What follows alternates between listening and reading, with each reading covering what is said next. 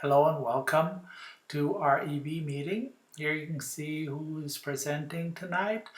It's a fairly long presentation or meeting, so if you don't want to watch the whole thing or listen to it, just pick out what you want to look and listen to. Is that we're expecting more people to arrive and people to bring in pizza with them. So this gives us a few extra minutes. How many people can guess how many EVs? Anybody can guess how many EVs are on the road in the Sacramento region? 700. No. Come on, SMUD should be better than that. Well, you're thinking Sacramento. We're thinking the region, broader region. No, the counties, pretty much the counties surrounding Sacramento County.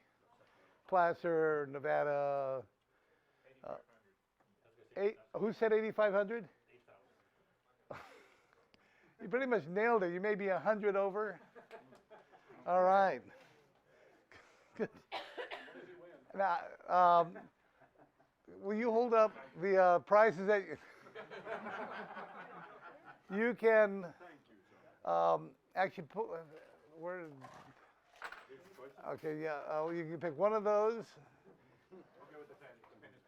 And you've got a bag there and the sunglasses. They look real cool. All right. So if that's the case, what's our target for this region? And Governor Brown's goals, what did he said is our target for the Sacramento region for 2020, 5 years away? 30, close. 50,000. Oh, level down. No. Who said 25? All right. Another winner. All right. Hold up those potential prizes. And we actually have several of those for you, so you can leave the demo there. And the next question, who gave this quote? Someone very important, near and dear to our hearts. The EV transition will occur one way or the other. It will either be an orderly transition over the next 2 to 3 decades or a disorderly one spurred by crisis and human hardship. Who would have? Elon. I can see that from Elon, but someone similar, but who else? And you can't answer. Donald Trump. CEO of Nissan. And his name is?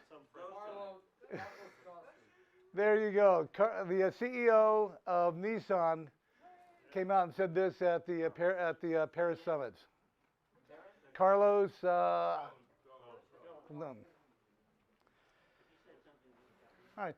Now I know we've got some new members here. What I'd like to do is ask you to state your name, where you're from, what part of the region, what kind of EV if you have, or what kind of EVs you're interested in, and any other special interests. So start over on the right here. Go. Oh, by the way, my friend here will you get one of these prizes. Don't even have to get the trivia right, huh? Yeah. So now he's got to state his name and city and vehicle. Okay, my name's Ed Lowry. We will move on. All right, I want to do a real quick recap. This last year, just awesome. Well, what we did and what this group came together and did, it's just amazing. These are the number of events that our members brought vehicles out, many of them with test drives. We had 190, we had over 1,600 test drives with us, the great help of SMUD. Over almost 7,000 engagements one-on-one with people about electric vehicle driving and ownership. So we did dealer training, we did workplace events, educational events with the schools. Even if they weren't able to drive yet, we wanted to start getting to think and understand about electric cars. So I want to ask everybody, give yourselves an applause for that. That's just great. Okay, and this is, you can see what we've our trend is for EVs over the last a couple of years. It's been a struggle with obviously the decrease in gas prices. But I think everybody's getting the message out there still that they're fun to drive, they're high performance, they're quiet, they're relaxing, convenient. There's so many things. So I think we're still getting that message out. And from what I've started to see, it looks like we're starting to pick back up. I Right. can tell you December was the record month. Unfortunately, the data is not that we have access to is not posted yet since the 15th of December. So I couldn't show the end of the month, end of year. So we have a guest that came all the way from the Bay Area or all the way from the Netherlands. He says to catch a return flight, he has to get back early. So I'd like to introduce Peter, and help me with the last name, Peter. I'm sorry. Van Deventer. Peter. Van Deventer. So I think we're really honored to have someone of his caliber and experience here to address us. Yeah. All right. Thank you. Okay. Very happy to get over Okay. Yeah. So thank you for the opportunity, and thank you for sort of wanting to listen to what's happening in the international perspective. My name is Peter van Deventer. One more time, you can practice. But no, most of you know me here as Peter van Deventer. I'm diplomatic liaison, which means I sort of connect California and the Netherlands. I'm positioned both at the governor's office right here in Sacramento, which I sort of call my second home, and in San Francisco at the consulate. And the reason I'm here is because I met a few of you already 2 years ago, and you tried to invite me each and every time, apparently, but I gave you a wrong business card at the time with an old email address. This is the right email address, so if you want to reconnect, please find my business card. They were taking that personally. Yeah. Okay, so why is it important that we look at electric mobility? I'll just run down some of the reasons why the Dutch government is investing heavily in electric mobility. Obviously, it's the air we breathe, but it's also the dependence that's so heartily felt also in Western Europe. It's the pollution, actually, that most average people fear from the extraction of fossil fuels. And then also, obviously, there's a lot of time lost, and we think that we can solve this a lot better and easier. And for all these reasons, transport is key. So right here in California, CARB has calculated that for many of these problems, particularly the emission problems, it's about 35%, which worldwide actually also is very similar. So to tap you into the international arena, I cannot give you a broad overview of all nations in the world, but I'll give you an inside look into what the Netherlands is doing. So this is the ambition that the Dutch government has. And you were running down some of the numbers, what's happening here. Well, it's very similar what the Netherlands is trying to do. In about 5 years, we hope to have 200,000 vehicles, 1 million in about 10 years' time. And by 2035, all new cars sold. It's not in law, but it's sort of like a very strong ambition. All cars that are actually sold in 2035 have to be zero emission. And by 2050, all cars have to be clean with no exhaust. And in terms of public charging infrastructure, obviously that has to match. The current ratio that the Dutch government upholds is about 2 chargers for 1 car, which we're not doing this, but that's sort of like the ambition we have. So how does that play out? Actually, this was my question to you, but I've given away the answer if you watch. But you sort of raised how many cars were sold. I like to ask the question, how many cars do you think in the Netherlands were sold in last month as part of your total fleet? And if you were a good looker, you would see. Huh? No, not 100%. It was 25%. So 25% of all cars sold last month were electric cars. That is enormous. And it resulted into 10% fleet sales last year, which is very ambitious. So this graph is actually an old graph, which I used from a previous presentation. Right now, we're closing in on 100,000 cars. And here in California, we have about 170,000. Conventional hybrids or just plug-in vehicles? No, this is full electric and plug-in hybrid. So this is the rundown of the popular vehicles. One vehicle that's most popular is the Outlander, which is currently not sold in the United States. But you will recognize a few others like the Golf and the Impera, which is the Volt, the Prius, but also the Model S is doing quite well, the Leaf, the Zoe, and some other cars that you may recognize. Now, early on, this is 2009 when I did the initial research here in the United States on the paradigm shift that was possibly at hand in the field of transportation, going possibly to cleaner transportation. One of the findings in the research that on which I was able to write a few books, the notion was that early on you have to cooperate. That means you have to cooperate between different sectors, so government, industry, and academia, but also you have to do that internationally. If you look at paradigm shifts over the last 150 years, this is very true for all of them. Because in the beginning, you make a lot of mistakes, and costs are high, and numbers are small. So if you collaborate, which you actually do here on a scale, which is the Sacramento region, you also exchange information. It's very important.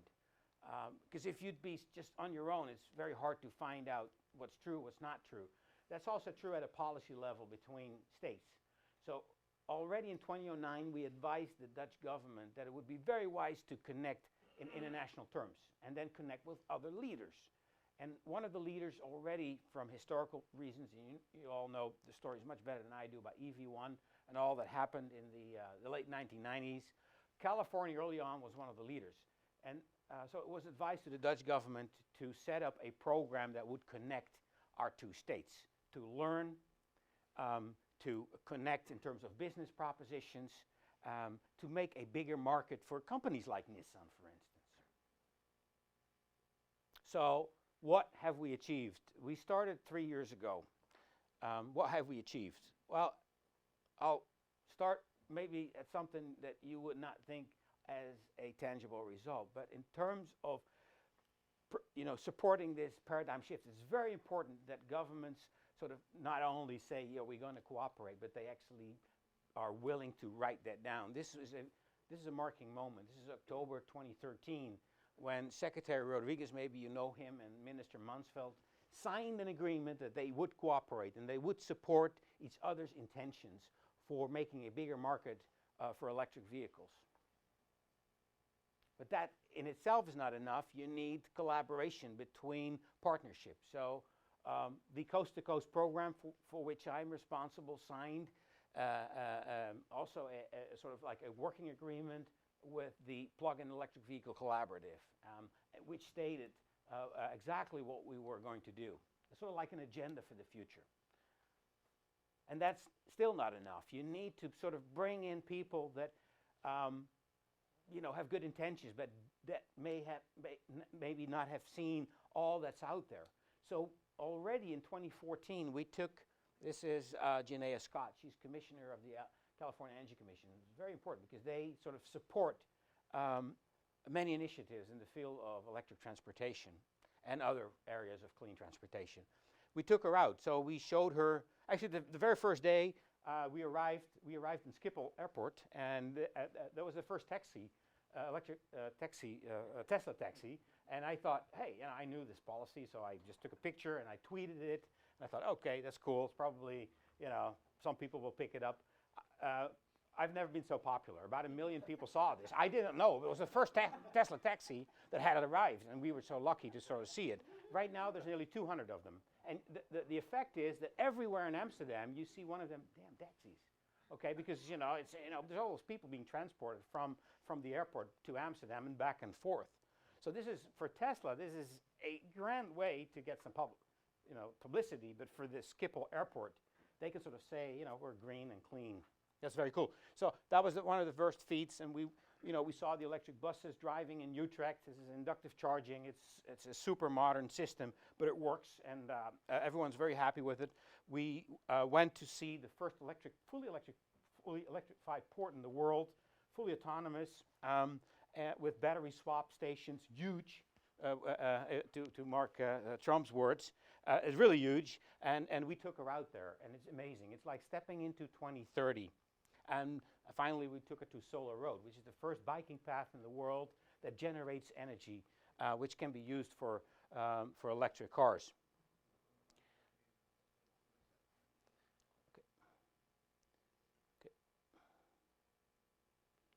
We also took her to the companies sort of that are now becoming active in this field of electrifying transportation. One of these bigger companies, actually a company that's based here with headquarters in the United States, is NXP. It's a Dutch company. They just had a merger with Freescale. It's a multi-billion-dollar company, and they are sort of like in the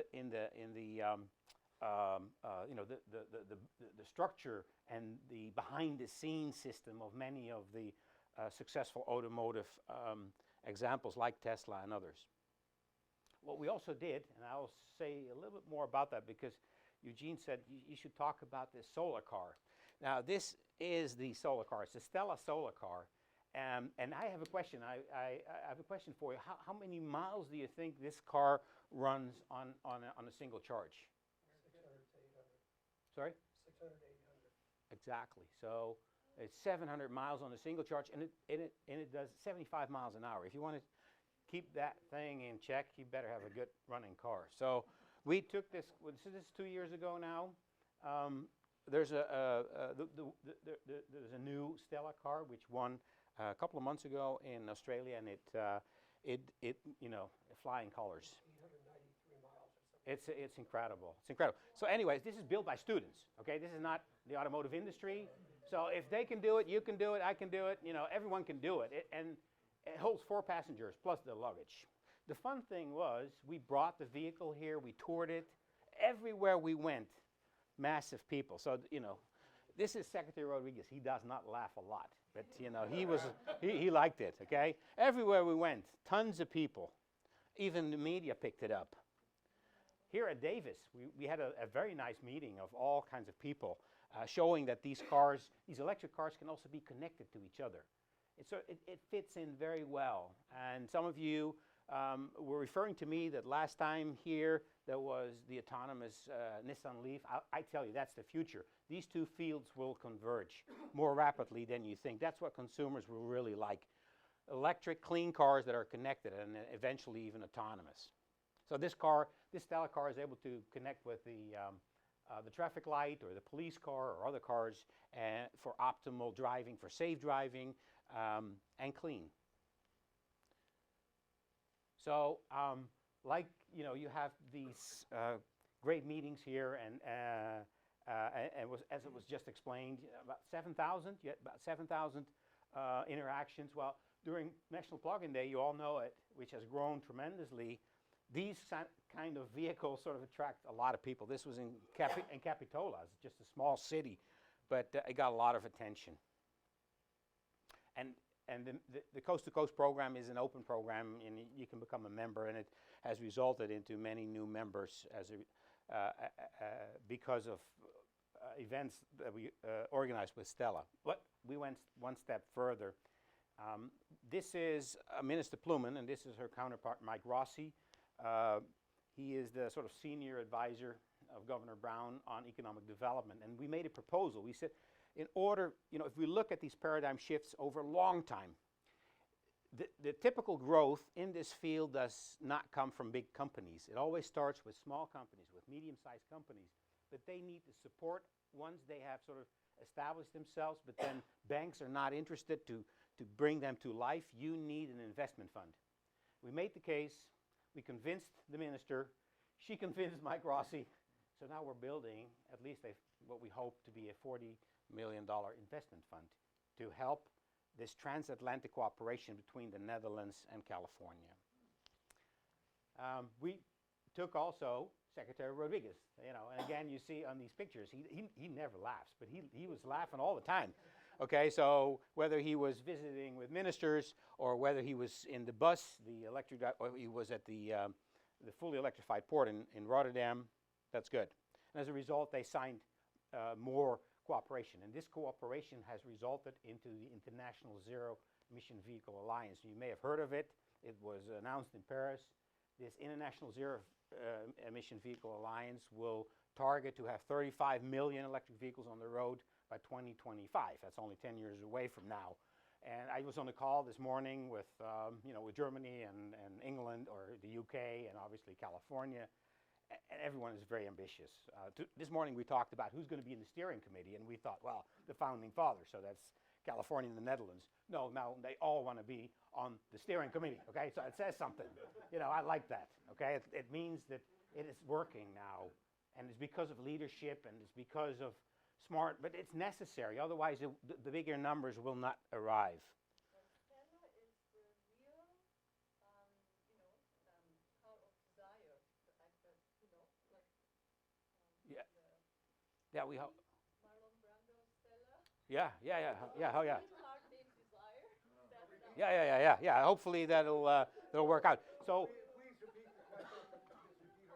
Yeah, the question is whether Stella is the car of desire, and it could very well be. It's built by students. It's not, you cannot buy it yet, but it could sort of inspire all of us to maybe create those type of solutions. Yeah. So that's possible too. So anyway, let me sort of run. So in this field, so what's also sort of typical in. And Nissan understands that, and so is Tesla and others as well that are all located in the Bay Area. So if you want to get from small numbers to bigger numbers, you ought to bring in this, what we call third-party principle. So you try to tack on to other initiatives that are taking place. And one of the initiatives are developments around smart mobility. So that means cars who can connect to each other or eventually become self-driving. We had the Vice Minister here come and visit just a couple of months ago, and what's very interesting is that if you see, for instance, what at Stanford is happening with this is an Audi TT, so it's not so much an electric car yet, but they are racing this on a racetrack. This is a fully autonomous driving car. They're racing it against real race drivers, and this car is only on a 2-minute lap. It's only 1 or 1.5 seconds away from being as the fastest race. So that will, that is sort of trying to stretch what's possible. And we believe, the Dutch government believes that these two fields will, under the right conditions and right policies, will merge and will accelerate the sales. So as a result, a month later, this is our Minister of Transport and Environment. She came to visit, and she drove the fully autonomous driving Tesla. And she had a wonderful visit that has resulted that the policies that are now shaping place in Europe will go in this direction of smart and electric mobility. The Netherlands is president of the EU as of last week, so we can set the agenda, and this is now one of the main focus points.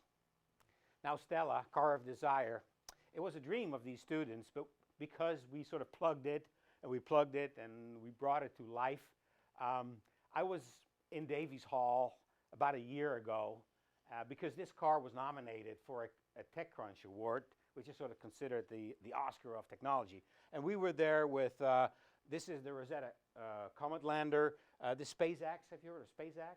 If not, you've probably heard of Apple. No? No? Okay, Apple Pay. Okay, and then Bitcoin. All names tagged with billion-dollar projects.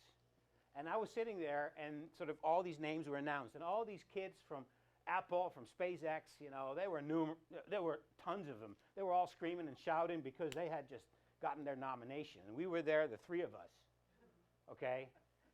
And we were announced. We won. We sort of beat these companies. So it's possible, So, and why is it possible? Because it's like this was on popular vote. So you get nominated by a committee, but then it's popular vote.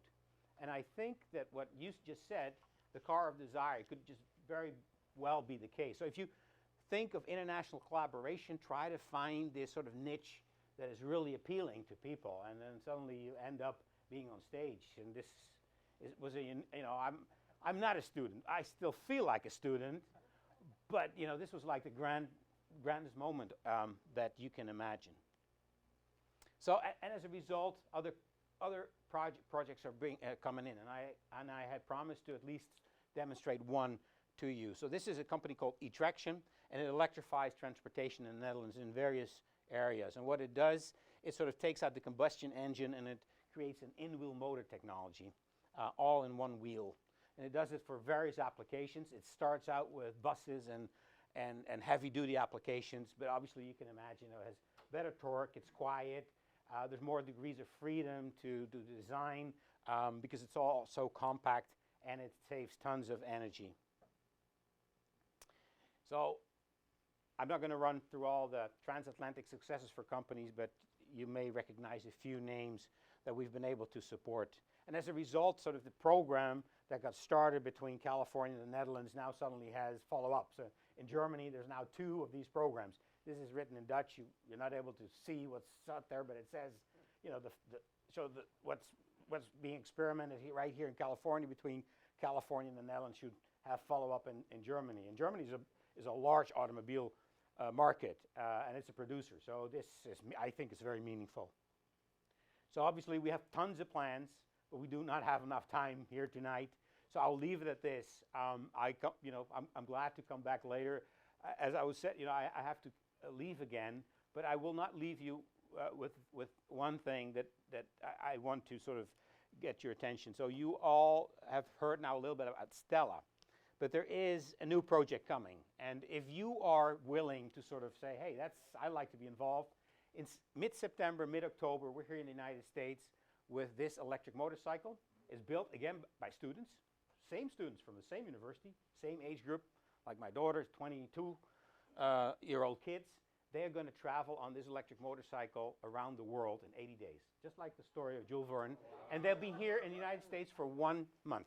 And the program will support them, and we're talking with the governor's office and with Tesla and with all the big companies because they all like the story. Young kids coming on a motorbike and making a stop. So, I'll leave my business card. I will leave a few brochures.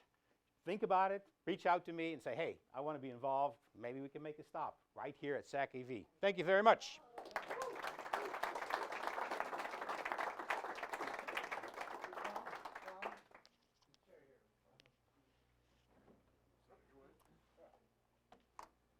Well, thank you. Thank you very much. We really appreciate you making your way out to Sacramento. You're very welcome.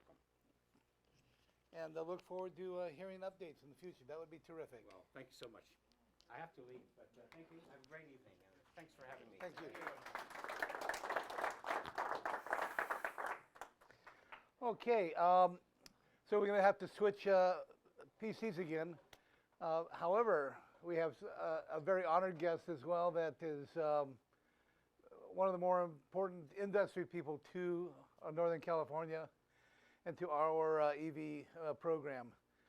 This is Marc Deutsch, who is a regional manager of business development for the region. Those of you who may have known Judy Lamb in the past, Judy reported to Marc. He's taken on her role.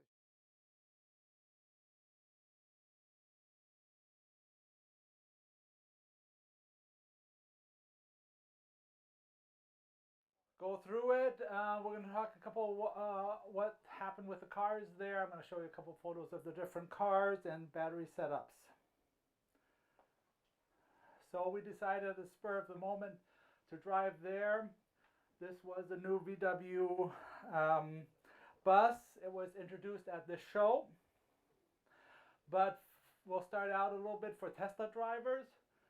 They have a swapping station down there. Has anybody ever used it? At Harris Ranch. You use the swapping station? Oh, no. So basically, we were lucky this time somebody was there. We were able to talk to them. So it's $80 and it's a round trip, 40 each way. Takes 5 minutes and you get a new battery. Then when you come back, you get your old one back.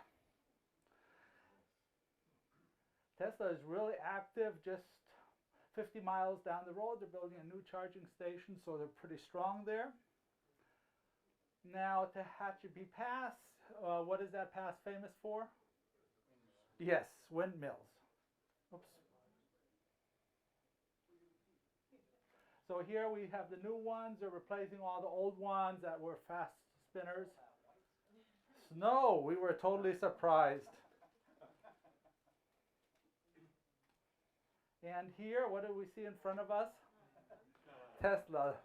We first thought for a short second that those were Tesla X's, but no, they were just the regular ones. So what do they say about the CES? Not quite their technologies, parade of puffed up announcements, and overcrowded consumer electric trade show. So that's one aspect of it, but it is really crazy there.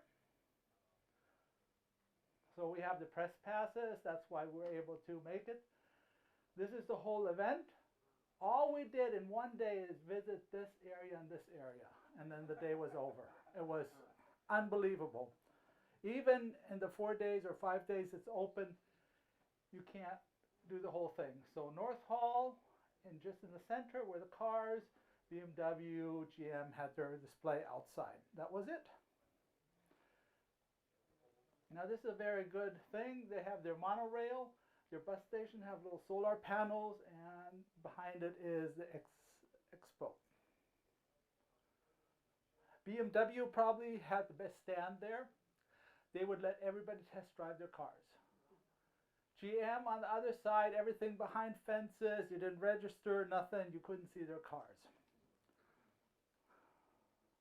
So it was ideal marketing. That's their no sports car. Just giving you a couple pictures. They're starting with their own battery system. In Europe, the battery systems are coming on so strong, it's unbelievable. So you have a battery backup in your house next to your electric car. We try to get out some trade secrets from the different admins there in the top brass, and it's fun. So BMW has a connected mirror. In your house you have this mirror and you can set everything with the car. It's a little hard to see, but there are names on here and things like that. If you want to learn more about it, you just go to BMW side. Some different things, overhead display, display, and here it just beams up on your windshield. Your rear mirrors are on the way out. Soon everybody will have these little cameras.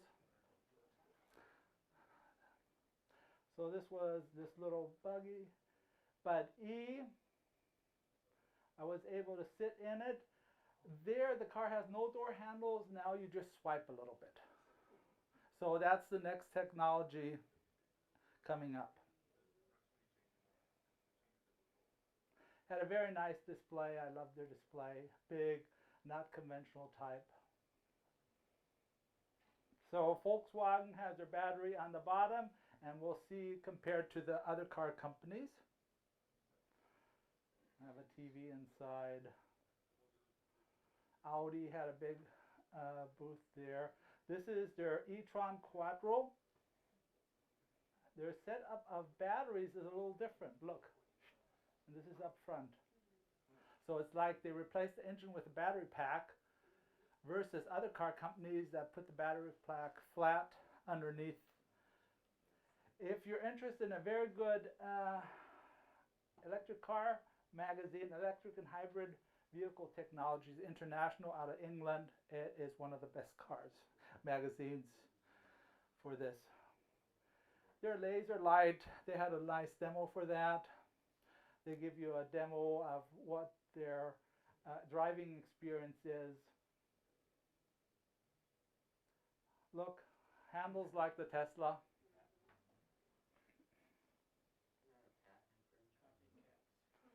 Solar panels on the top, just things that I love. Now this one was a car that drove everybody nuts. This guy here with this towel, if anybody would come too close to the car and everybody was pushing in and tripping over everybody else, he would push it back and wipe the car and everything. That's the what? Faraday. Now, when I originally saw the video, it looked very cool because I thought it was a two-seater. I mean, if you're going to pay a lot of money, you want to take somebody along. The one-seater is a little, but it's a pure one-seater. Inside. 1,000 horsepower. Oh, enough for anybody. Here the Bolt. very nice car. The price is supposed to be in the low 30s. Eugen, Yeah. the problem with what you just said is a bunch of the media people picked it up, that kind of thing. It's 37,500. Dave and I had this argument No, or discussion. I did it right when I posted it. I just got it wrong. 37,500 base price plus an upgrade option for fast charging, and they're melding in the federal credit when they talk about 30,000. Yes, exactly. They meld that in, and you're correct. That's the setup. So here's their battery setup. The battery by itself. Again, they moved this to the back. The Audi had it up front. Here are just a couple of different shots. And we're almost at the end. A couple very unusual pictures because I just like it. It's a inner city electric bike. Some very futuristic cars, electric.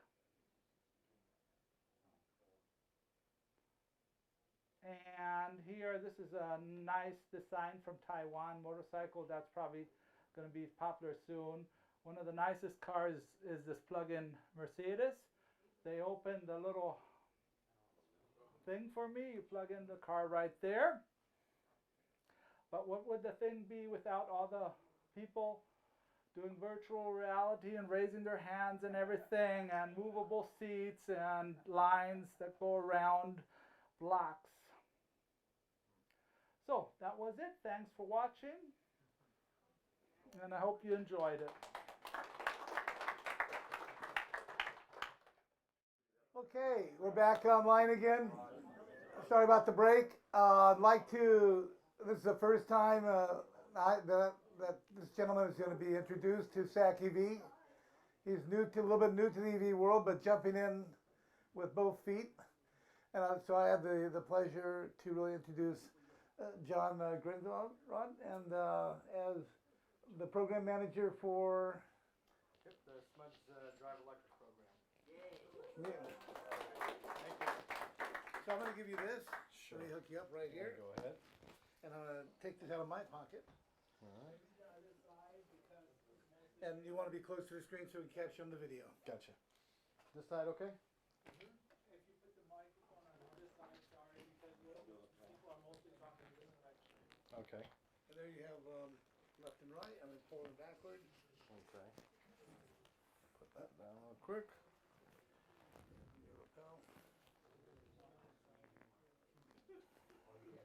Get on there. Can you stick it on there? Sure, absolutely. Too close to see. There it is. There we go. Perfect. Left, forward, Left, backward. forward. Great. And there's a laser pointer on it. Perfect. Thank you very much. So again, my name is John Grindrod. I've been with SMUD for about 15 years now, but I've been managing in the programs in the low income world. So for customers who need assistance and things like that, that's where my background and experience is.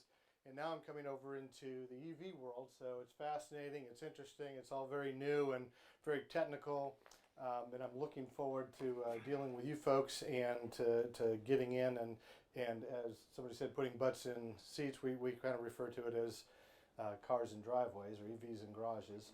So that's my goal, and that's going to be my job. Jeff Paul is here as well. Jeff is one of SMUD's energy specialists and is very knowledgeable about our rates and about a lot of the stuff that's going on in the EV world, and particularly what's helping customers decide what's best and what the best rate is for them to be on.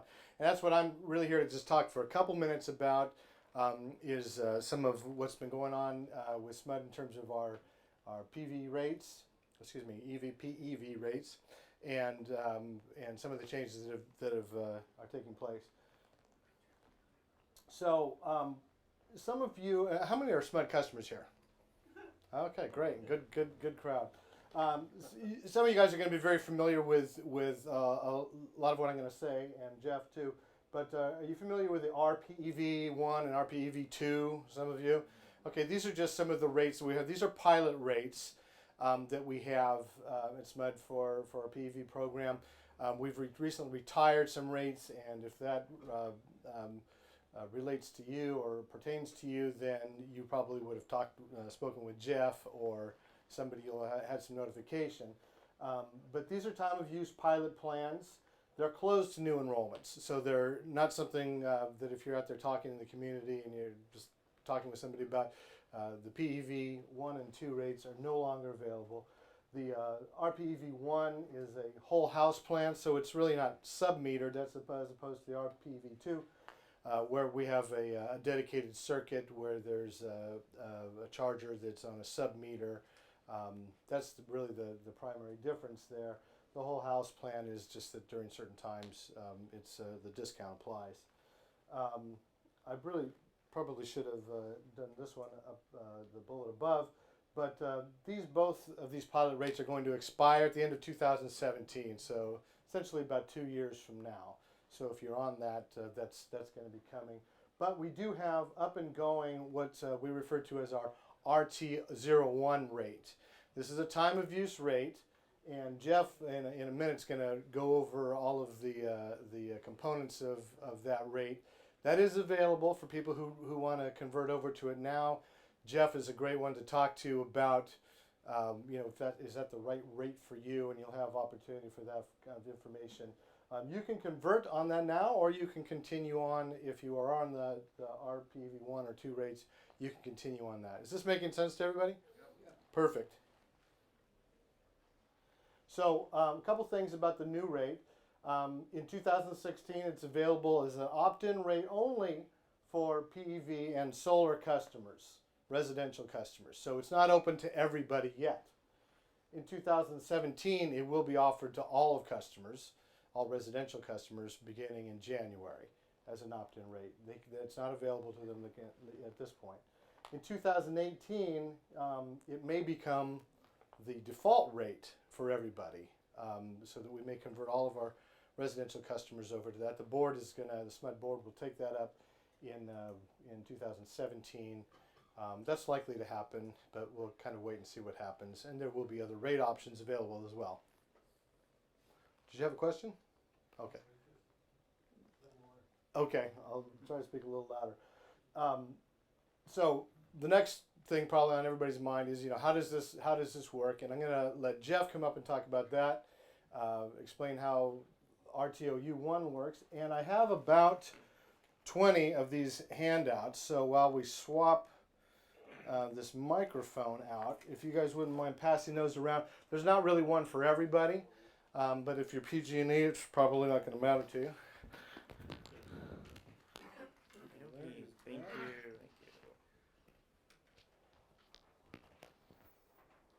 There's the pointer. All right. And there is the graphic. Great. And this is the last one anyways, right?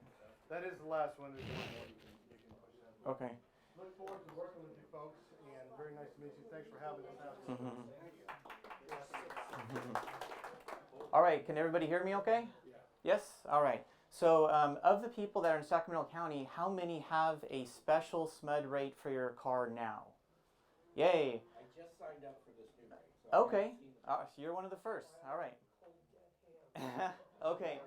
So how many people, not dedicated circuits, how many people are on the whole house rate that includes their whole house? Okay, good. Yes. So not too many. So for you folks, you definitely want to stay on that. Dedicated circuit folks, if your whole house exceeds 1,000 kilowatt hours a month average, look at your bills, then you should look into this plan. It's going to help you. Anyone thinking of getting an electric car doesn't have one yet. And if your bills are high in SMUD territory, this rate is great for you because you might find out that simply switching to this rate, you're going to save $40 or $50 a month on top of your EV savings. So everyone keep that in mind when they're, advertising to people, or they're talking to people about electric cars in your SMUD territory. So, say people in Folsom have let's just say they have a big house, $250 bill. They could switch from a tier structure over to this rate early, because now they can because they have an electric car, and they might save $75 a month simply by a rate swap. So this is exciting, and it's something that you could promote electric cars with. Anyone, quick questions? Yes. So you switch over the new thing, do you need to Great point. Okay, so most people, they look at this bar right here and they say, oh my gosh, I can't use my air conditioner during this time. Not the case. So this is a small slice of time, 3 hours a day, weekdays only. So keep in mind this rate, 110 days out of the year, you're only paying this much all day long, 8.6 cents a kilowatt. And you have EV, you get the 1.5 cents. So you're at 7.1 cents kilowatt for 6 hours a day. Yes, Dave? Huh? Why is the EV time block so small? Yes, That's so smaller than PG&E? thanks to you for being one of our, people that has gone on the rates early, getting the killer deals on the rates. We've been doing studies and we find out that people are using their air conditioner until midnight during the summertime. I mean, I know, ask them. That's people that have time of use. We do not. We have the 3 meter. Okay, That but would not benefit us, it would hurt us. regardless of the rates, though, the way people use their power by the time, just like we pay by the time. So SMUD pays by the time. So because during the summertime people are using their air conditioners till midnight, we have to really encourage the use from midnight till 6 to charge your car. So we could get the lowest rate from midnight till 6. Yes. Why can't it go later than 6 a.m.? Yeah, like 7. Y- 7 or 8. Yeah, it just has to do I with. have 2 EVs, Mhm. I'm trying to charge 2 in that 6-hour window. I know, I but can't get up at 4 a.m. yes. and switch. this is the ideal time. We could give the lowest rate from 12 to 6. So it doesn't mean it's going to go up like crazy. From 6 till 9, it's 8.6. So it's still a low rate. Any other questions? Yes. Do you have to have a dedicated charger for your car? Or, 'cause right now I'm just plugging it into my dryer outlet in my garage. Yeah. So this one, To be able to be on this program, do you have to have No. a special charging station? no. All you have to do is have the electric car. Charge it however you want. Mhm. Yes. Don't need. If you have a separate meter already, then you want to look at the 1,000 kilowatt hours a month. If you are over that, then maybe you want to switch to this. Then if not, just let yours run out until the end of 2017. The gentleman will be around until after the meeting. I'm hoping you'll stay for afterwards. Yes. And we have another SMUD presentation, Ralph Trout, about infrastructure.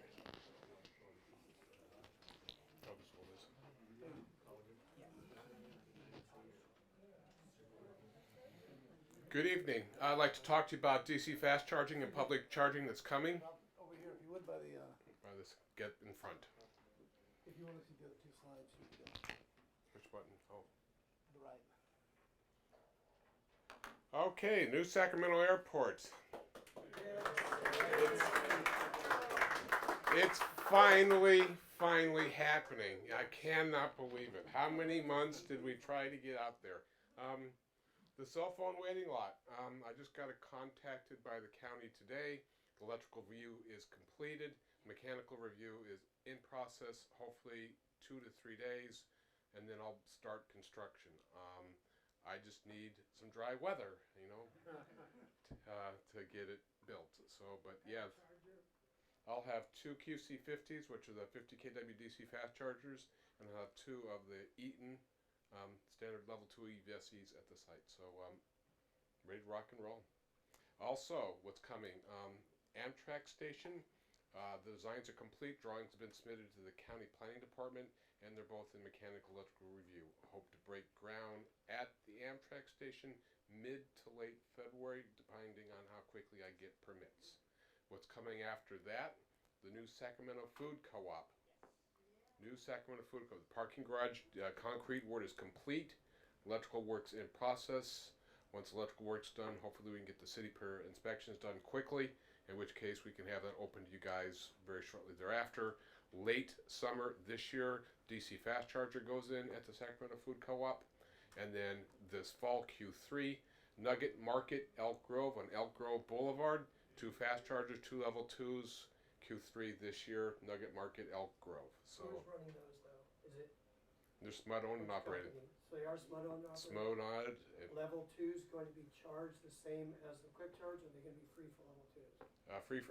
The level 2 is still the same price that we continue to have today. It's still there's a pending rate action right now to lower the price from 23 to 15 for level 2s.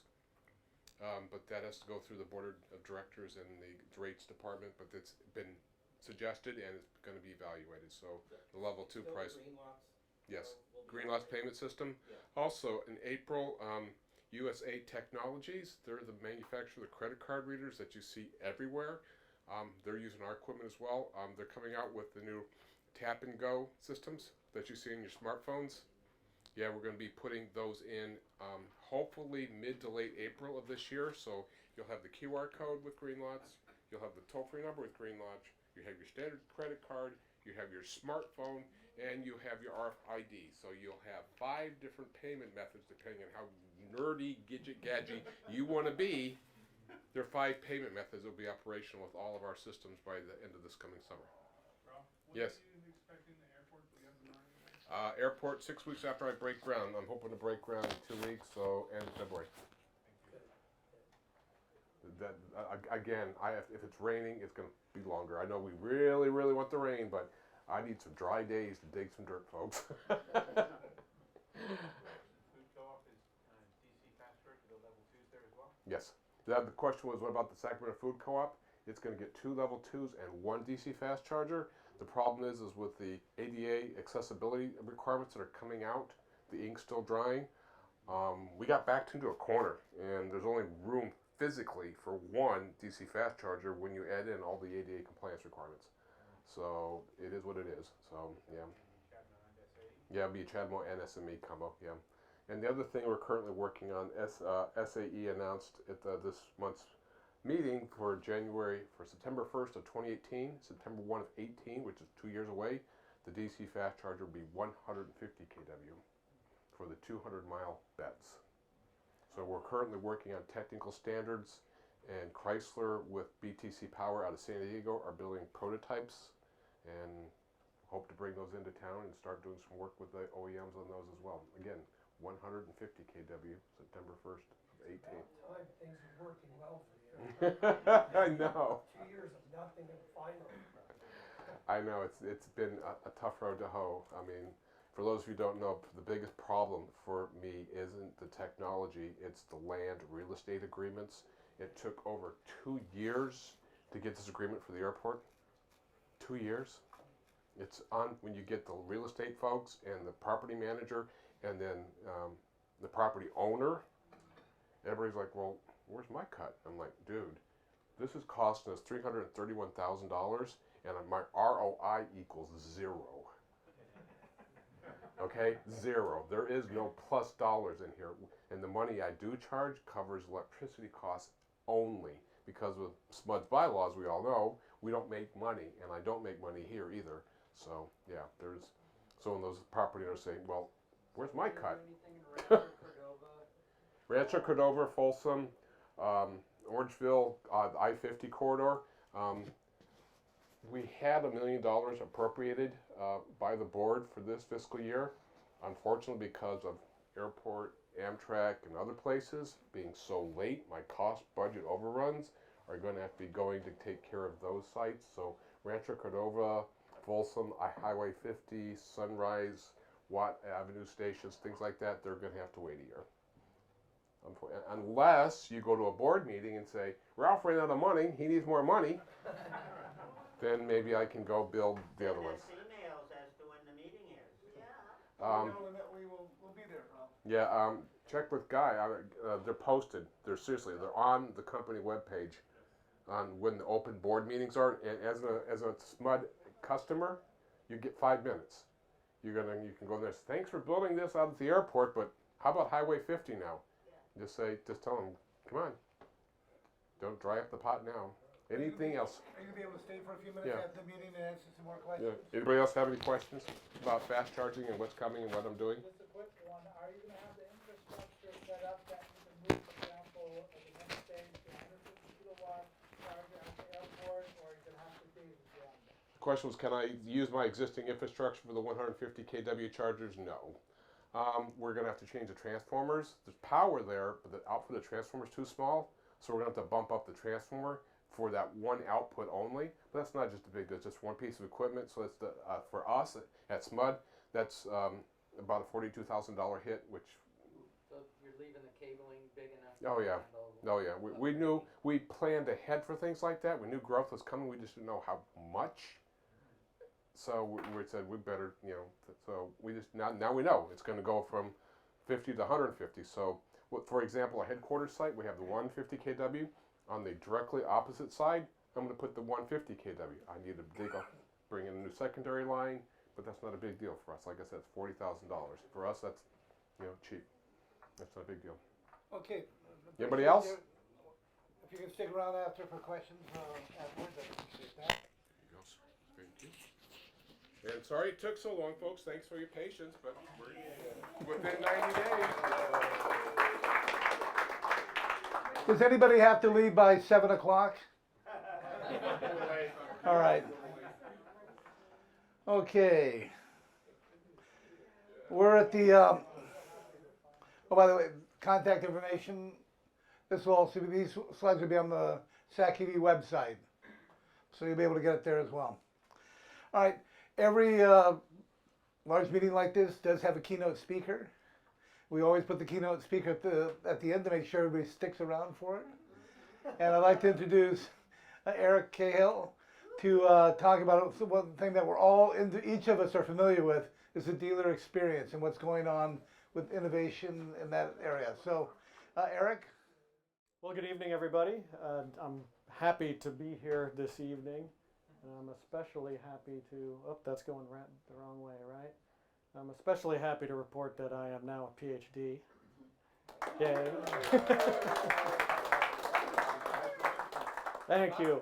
Thank you. Thank you. And I want to thank everybody in the role that SacEV played in helping me get my dissertation started, since I didn't know who to start with, and who would know EVs best than those who were the first buyers, and that was this group, and you guys certainly helped inform the direction of my research, and I very much am appreciative of that. I owe a debt of gratitude, so thank you. So I'm here, I mean, it's a dissertation, so there's a lot of data. I'm obviously just going to gloss over some very high-level stuff tonight in 15 or 20 minutes here. So I almost have to apologize for that. There's a lot more data. And I'm happy to chat afterwards. But like I said, I just want to kind of hit the high notes here of the dissertation work, and just to remember that much of this research has never been done before, certainly not in the policy field. And my degree was in transportation technology and policy, and I have a background in engineering and business management, so I was kind of merging those three and looking at how do you bring very different, new, unfamiliar technologies to market. So one of the things that I used to try to help people understand this problem is those of you who kind of remember the days when Apple was battling with Microsoft. In the pre-Jobs era, or I should say in the intermediate period, right, when Jobs was cast out from Apple. From that point, you had Apple with a very different product, a very expensive product, but had a very strong cult following who very much appreciated some of the nuances and new things that it could do. And these were very different from the kind of things that, say, IBM PCs were doing. However, both of these products were sold through third-party independent retailers. Some of these are no longer in business. Some have changed quite a bit, the big box retailers and even just hobby shops, basically. One of the things that Steve Jobs did, has anyone here read Isaacson's book on Steve Jobs? I figure this is the kind of crowd that probably may have looked at that. But in any case, one of the things that he recognized when he came back to the company was that if you thought that was revolutionary, what he was about to unleash was going to be even that much more revolutionary. Things like the iPod and the iPhone and the iPad, of course. So he dispensed with the idea of going through a third-party independent retailers, recognizing that in order to deliver a technology that's fundamentally new and different to customers, it involves, he's got to have control of the customer experience. And of course, this is Apple now. We have lines waiting outside of one of their retail stores, for example. We're all very familiar with that picture every time that there's a launch of an Apple product. So I think that helps people understand generally what the, I guess what the rationale was behind coming to market. But there's much more to it than that, and I had an opportunity to kind of look into some of the business theory behind this, as well as the marketing literature about this. And this is actually kind of somewhat of an emerging new field, really, where there's a recognition that we've got technology changing so rapidly now that how we bring products to market really is mattering more now than it ever did. The customer experience, or what they're now calling CX, is taking a prominent role. And in the past, I could say we, as a PhD, right, we try to categorize as broadly as possible here. And so we categorize into two things here: the type of innovation that we're trying to bring to market. I guess I could use my handy dandy. Nope, doesn't work on the screen. The laser pointer. So much for that. The distribution strategy and the type of innovation, and how these two are matched has a lot to do with new product success. Typically, if you're dealing with an incremental type of advancement or improvement in your product, something that's already generally familiar to customers, you can kind of fall back on your traditional paths to market. However, when you've got something that some would call disruptive, it changes, I guess, and there's two definitions here that I will throw out here for disruptive. One is that it's unfamiliar to customers, requires a change of behavior, and the other that it causes reliance on infrastructure that doesn't yet exist, on new infrastructure that doesn't yet exist. And I'll get into that a little bit more here in a moment. In those cases, often niche or what's sometimes called whole product strategies can be a more effective way to bring these technologies to market. And the reason is because it's a different market dynamic. You've got a risky product, essentially, that you're bringing to market, and that risk causes a split of the market. So I decided to investigate this and looked at survey data from J.D. Power 2013 sales satisfaction data, it was twofold. It was that, and I conducted interviews through a grant from the California Energy Commission. So I went throughout California to the major markets and interviewed dealers. Interviewed not only the salespeople, but interviewed the dealer principals as well. So these are the owners or general managers, general sales managers, and a number of others in the value chain. So we talked to automakers, we talked to EVSE equipment suppliers, electricians. So we talked to the whole value chain to try to get a better understanding of what's happening here. And as I mentioned earlier, the EVs pose distinct challenges for customers. They involve new modes of behavior: charging, plugging in, not using a gas station, actually doing it at home, for example. You've never gassed up your car at home, so handling high voltage electricity or being around it is not something customers are familiar with. Dependence on entirely new infrastructure, unfamiliar and confusing equals high risk, and consequently you get a split between the early and the mainstream markets. So some of the key questions that my research was looking at was, number one, does the retail experience of EV buyers, is it any different from the experience for conventional buyers, and are alternative retail approaches potentially needed here? And you've probably seen this. I think I actually reported on some of this, my preliminary work here in front of you guys, I know a year or two ago. But this was the results after performing a full statistical analysis, basically. So this is all, this was all controlled for demographics, and that stuff is stripped out, basically. So what you're seeing here is kind of the pure differential between an electric vehicle buyer and a conventional vehicle buyer. And what it says is that in the mass market, conventional or EV buyers are scoring dealers substantially less than, or significantly less than, conventional car buyers. Whereas in the premium market, at least in 2013, Tesla was the only representative manufacturer in the premium market.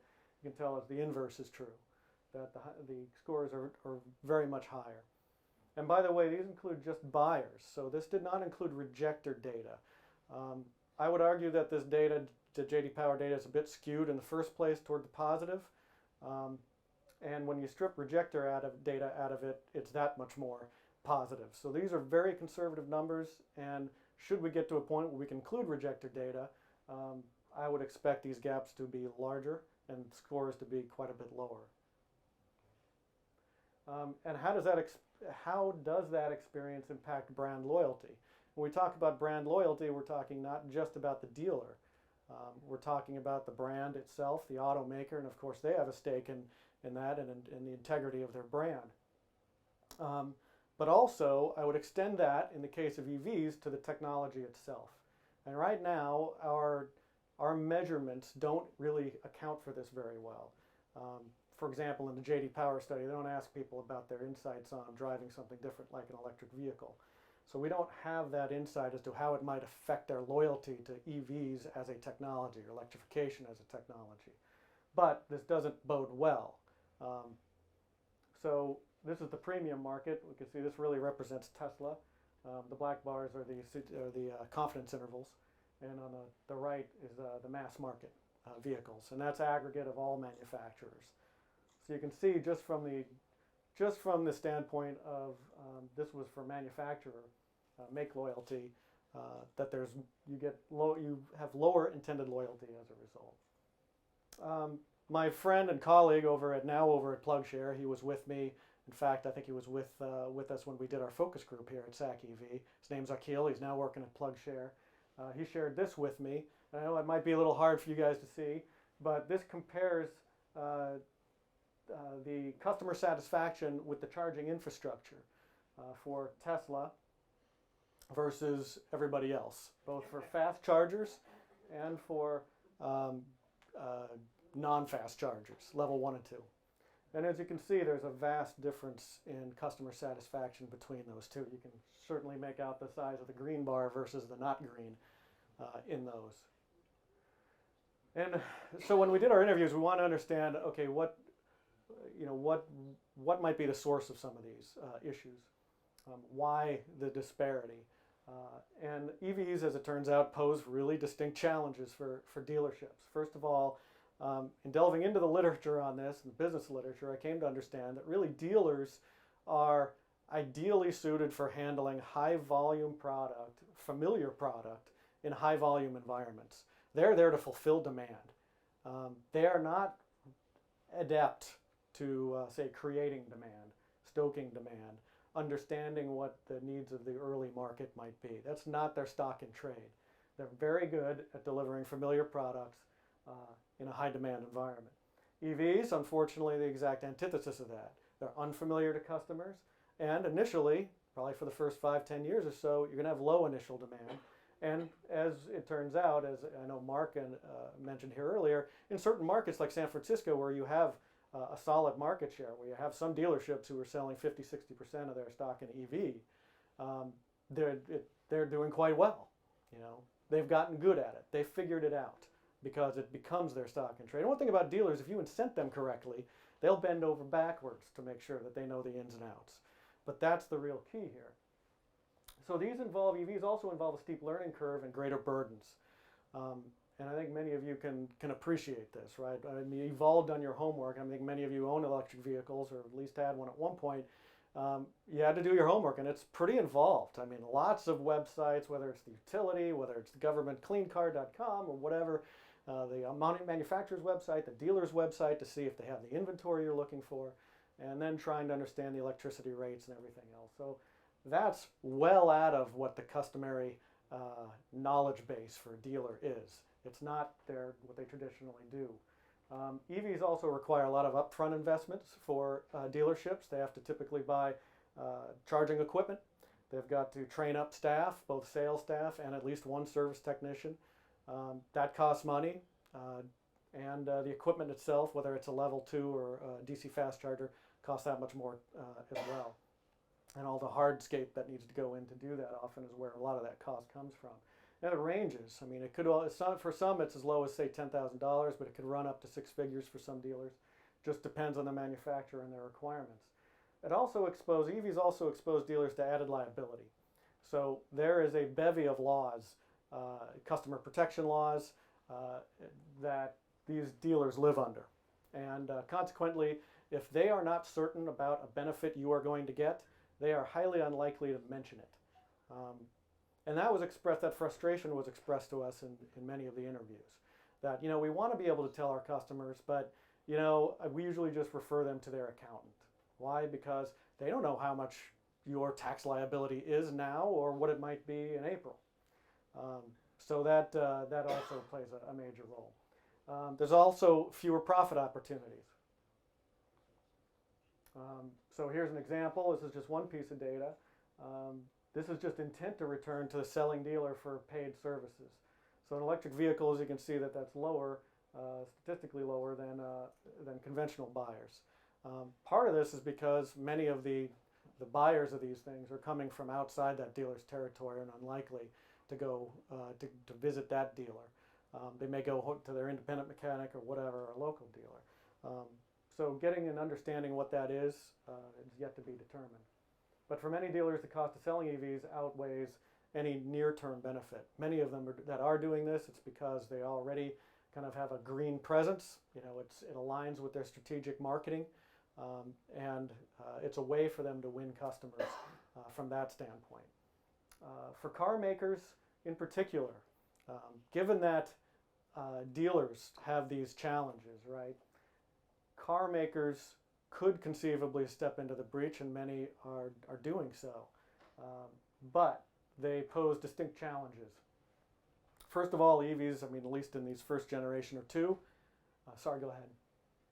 Well, I'm jumping ahead. Yeah. You mentioned car makers cannot limit EV sales to most qualified dealers. Yes. That has already occurred in California, specifically with Honda. Raptor and Honda was cut out of the FIT, electric FIT, even though they had been the best selling for natural gas vehicles and alcohol alternative ones. Yep. They were cut out. Right. So yes, in certain small scale or pilot deployments, they're allowed to do that. Once you go to volume production, all bets are off. Okay. Thank you. But anyway, I'll try to move through this a little bit more. First of all, dealers own the customer experience, which is obvious, right? They're the ones who sell these cars. All automakers must sell all new cars through independent third-party dealers. For auto manufacturers, they need to develop new competencies and structures in order to deliver these kind of technologies to market. And that's not easily done. They've been selling cars a certain way for many, many decades. That's a model that's worked extremely well for them, the franchise dealer model. So pivoting to something like a Tesla style, introduction, market pathway is not something that's going to happen overnight. And in many cases, in fact, in all cases, laws prohibit that to begin with. And that's what makes this a really fascinating study, is because right now there's a lot of essentially legislation that mandates that EVs are sold a certain way. Not EVs in particular, but just all cars, and EVs just happen to be a car. So that really ties the hands of the automakers in a number of respects. So I mentioned the split of the market in a couple ways. One is the high-risk product. One is the early market. And in an early market, these are the people, much like yourselves, who are looking forward to this technology, are ready to embrace it, willing to take risks, and you're an early adopter. The idea in this market is to build unique competencies that will stoke demand and understand what the end-to-end needs are of the customer. So when you buy an electric vehicle, if you've been driving a conventional vehicle for a long time and you buy an electric vehicle, it has very different requirements for you. Consequently, you're going to want to know what's supporting you. Are you going to be supported by the dealer or the automaker? Are you going to be, what happens when you run out of fuel? How fast am I going to be able to charge? All of these issues now come to the fore. So understanding what that is, and then what those are going to be, and then building structures to be able to deliver that to the mass market once you go to scale. The other is stoking demand at large. I don't know about you, but how many people visit dealerships just because? Right? There's a few of you crazies out there, and I admit I'm one of them. I've done it just because I wanted to test drive the latest thing. But generally speaking, people don't go to dealerships to check out the new technology. Okay, they're going to dealerships because they've decided they're buying a car, They're already well along in that process and have mostly done their homework before they ever show up on the lot. Something to keep in mind. Franchise laws, as I mentioned, limit the car maker's role. First of all, as you already touched on the first point, they cannot limit EV sales to the most qualified dealers. Secondly, car makers cannot offer support services that might be construed to compete with dealerships. So this includes things like selling cars, offering test drives, referrals, advertising, troubleshooting, and the like. Much of this, even talking about pricing. There's a lot of restrictions on automakers as to what they can and cannot do. That's been largely accomplished through law. Retail trailblazers, we all know about Tesla and generally what they're doing. And what they're doing very differently is that they own it, right? So there is no intermediary between them and the customer experience. So what you experience when you buy, if you have a bad experience when you buy a Tesla, it's on Tesla.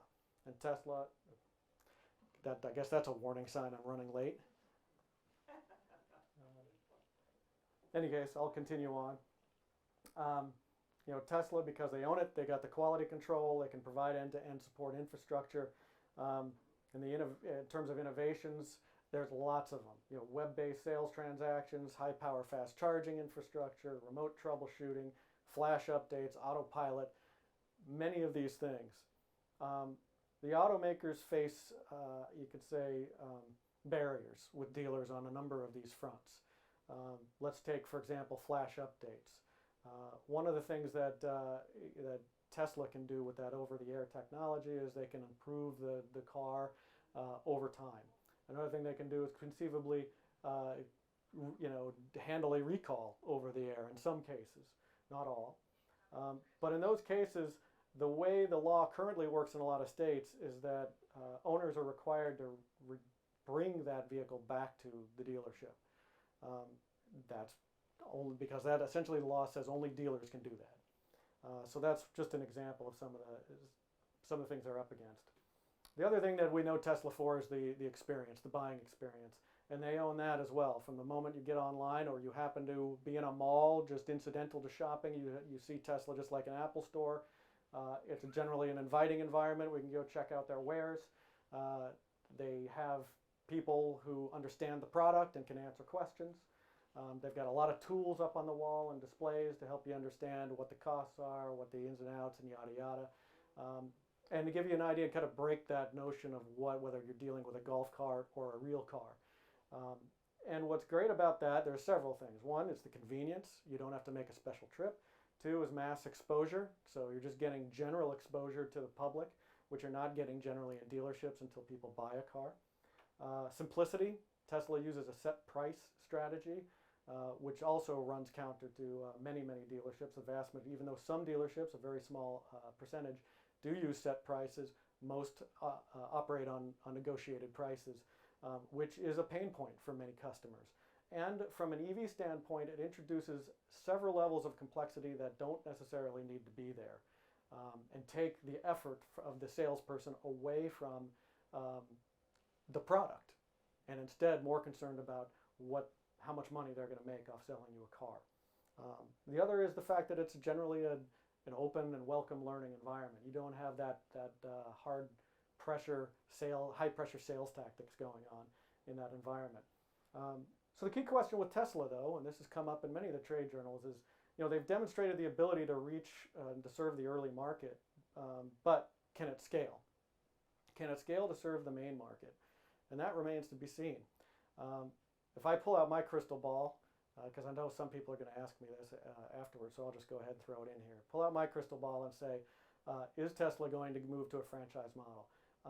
I suspect that they will not. I suspect that they will, I can answer that one of two ways. Depends how you look at it.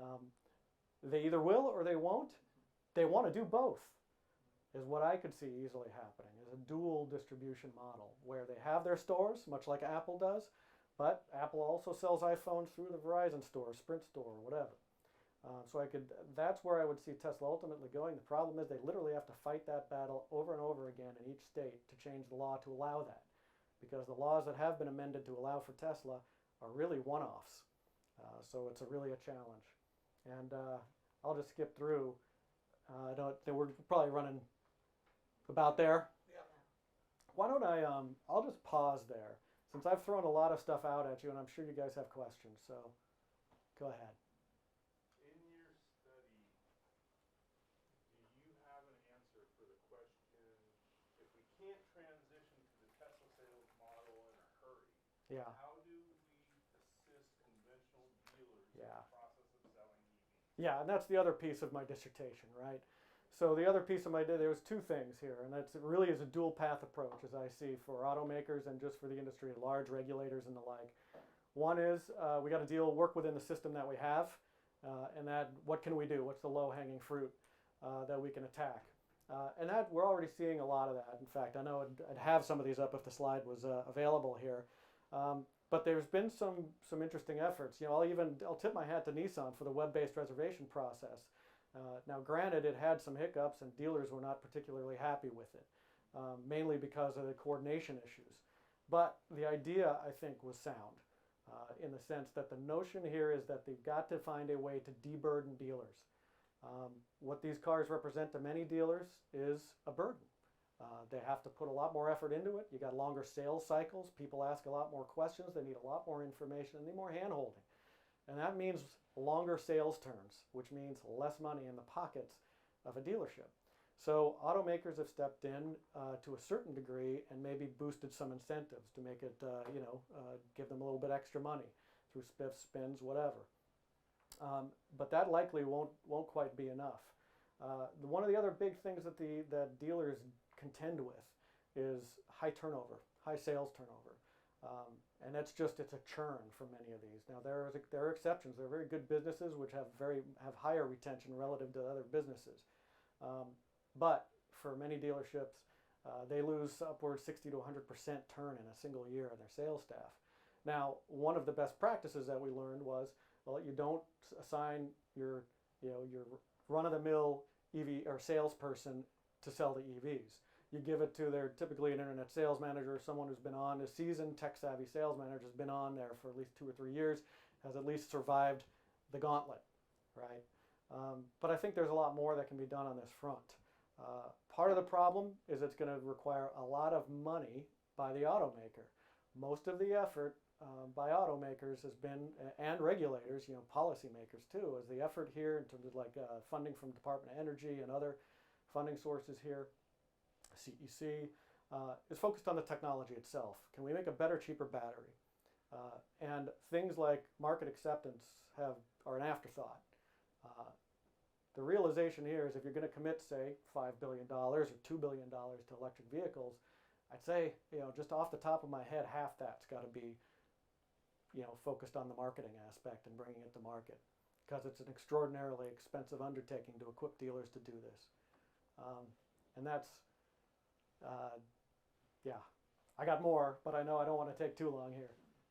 Can I, if you've got some more questions, can you stay around? Sure, sure. Stay around for a minute. So if you can ask questions afterwards, appreciate it. I really want to thank Dr. Cahill for... Still feels weird. Yeah. Thank you. There we go. And